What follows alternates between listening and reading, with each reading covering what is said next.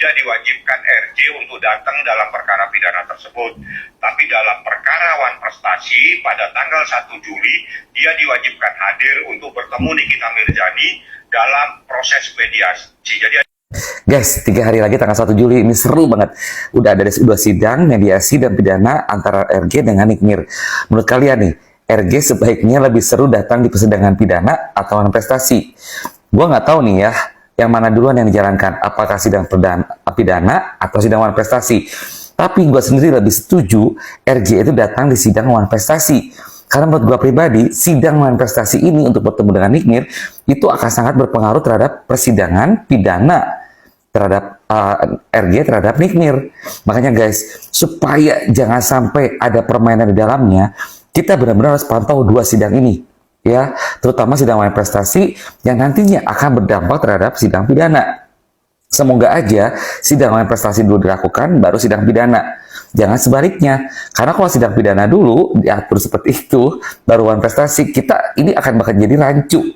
Apa yang diputuskan dalam pidana mungkin itu tidak akan berpengaruh terhadap Wan Prestasi, dan mungkin kasarnya bisa disebut terlanjur lah istilahnya kayak gitu. Tapi kalau misalkan sidang Wan Prestasi dulu yang dilakukan, itu pastinya tentu akan berpengaruh terhadap sidang pidana yang dilakukan nantinya. Benar nggak? Makanya guys, untuk kalian semua benar-benar pantengin banget apa yang terjadi dalam sidang Wan Prestasi itu.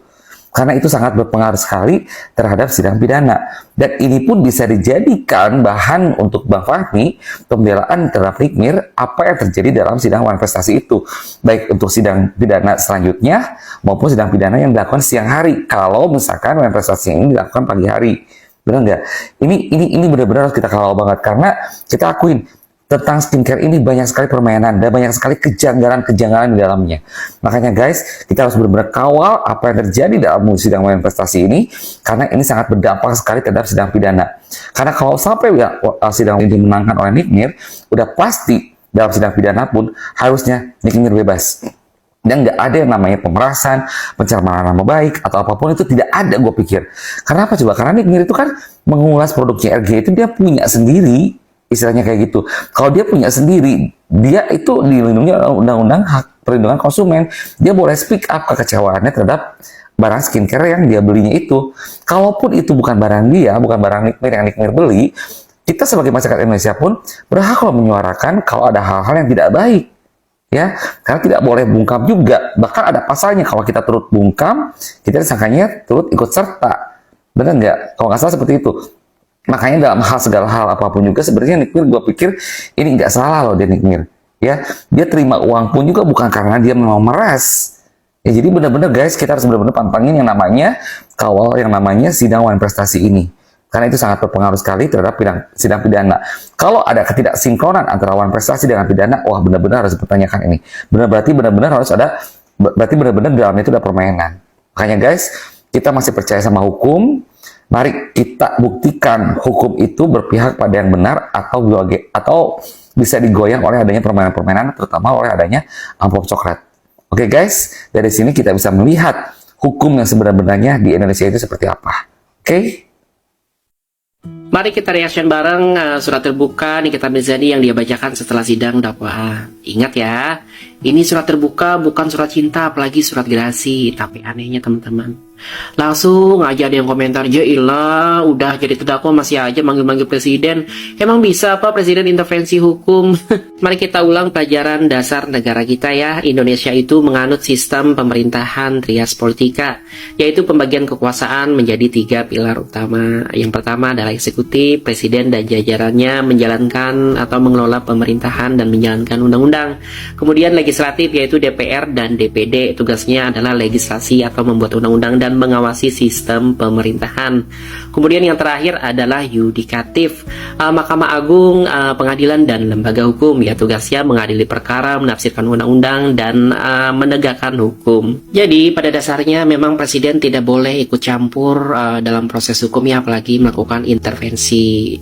Tapi pertanyaannya sekarang, apakah Nikita Mirzani meminta campur tangan presiden ataukah sekedar menyampaikan harapan keadilan sebagai warga negara? Kepada Bapak Presiden Republik Indonesia, Bapak Prabowo yang terhormat, tolong hukum di negara kita, di Indonesia yang tercinta ini benar-benar diluruskan, bukan diatensi dengan kekuasaan, sehingga tidak lagi memilih mana yang benar dan salah. Nah, kalau kita baca atau lihat atau dengarkan pakai akal bukan emosi ya teman-teman, jelas di situ Nikita tidak meminta dibebaskan ya. Tidak juga menyuruh presiden turun ke pengadilan bawa-bawa palu. Yang dia minta cuma satu teman-teman, hukum yang lurus, jangan pakai atensi kekuasaan. Dan itu ya betul ya, kita semua juga mau hukum berjalan apa adanya tanpa embel-embel kekuatan di belakang layar. Lagian guys, Indonesia itu memang terkenal sering banget ya kalau hukum itu bisa jalan karena ada backingan. Maksudnya backingan pasal, alat bukti, dan narasi yang kuat. Kalau pasal aja salah pasang mau dikawal 1000 netizen pun teman-teman ya tetap lawan gugur. Contohnya, kasih contoh nggak ya? Contohnya kasus Nikita Mirzani yang awalnya dikuat-kuatin banget dengan pasal 368 KUHP tentang pemerasan dengan ancaman kekerasan. Tapi begitu sampai ke tahap dakwaan, tahu-tahu diganti dengan pasal 369 ayat 1 KUHP. Ya, unsur ancamannya itu soal pembukaan aib atau rahasia, bukan kekerasan. Nah, inilah yang disebut dalam hukum itu sebagai dominus litis. Jadi jaksa memang berhak teman-teman menentukan atau mengubah pasal sesuai fakta dan bukti yang ditemukan. Tapi cukup bikin geleng-geleng sih ya, karena netizen udah keburu main ponis online, padahal pasal yang diponis itu malah tidak dipakai. Hati boleh panas, tapi otak harus tetap adem teman-teman. Kita bukan hakim, tapi bisa belajar adil dari cara berpikir. Jangan lupa, logika juga punya harga diri. Sidang Selasa nanti itu ada 2 eksepsi nota keberatan yang akan dibacakan oleh 1. Nota keberatan dibacakan oleh seorang Nikita Mirzani langsung. 2. Nota keberatan dibacakan oleh Bang Fahmi. Dan nota keberatannya ada 100 halaman. Di sidang kedua nanti, mau pihak sana datang, mau pihak sana nggak datang, itu urusannya JSPU. Oh iya, mbak-mbak JSPU yang masih memakai masker bertiga-tiga, warna pink, warna putih, warna hitam. Nanti kalau baca-baca lagi jangan pakai masker ya. Kita mau lihat kecantikan mbak, reaksi mukanya atau segala macam. Kita kan juga pengen tahu apa yang dibaca. Jadi nggak gelap gitu karena ada masker, nggak kedengeran apa yang dibaca loh. Jangan lupa, Selasa itu paginya itu ada sidang One Prestasi dari seorang Nikita Mirzani yang akan hadir langsung. Jadi selama ini One Prestasi Nikita belum bisa hadir, kali ini bisa hadir di Selasa nanti paginya ya. Minta maafnya mana? 4 kali 24 jam loh sekarang. Itu kan permintaan maaf tuh secara moral. Jangan nunggu lebaran, kelamaan. Baru aja lebaran haji, masa lebaran lagi? Lama say, 4 kali 24 jam ya, ditunggu.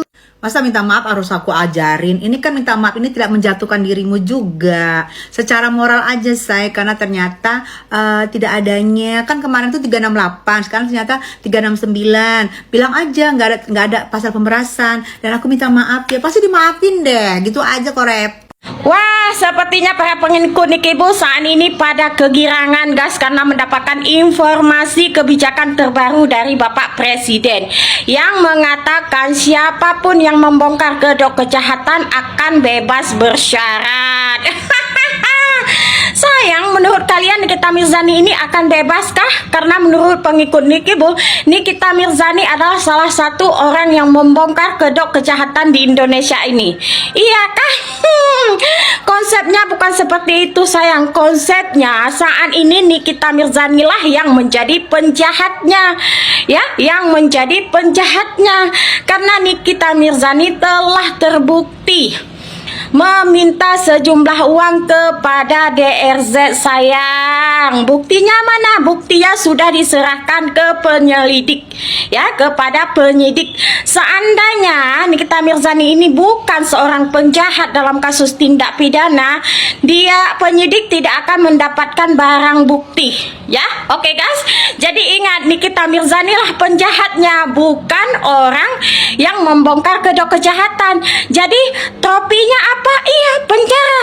Karena untuk seseorang yang melakukan huru hara, yang melakukan tindak pidana, itu patut diapresiasi. Apresiasinya itu apa? Ya masuk bui sayang, 20 tahun cuy. Ancamannya sih ya.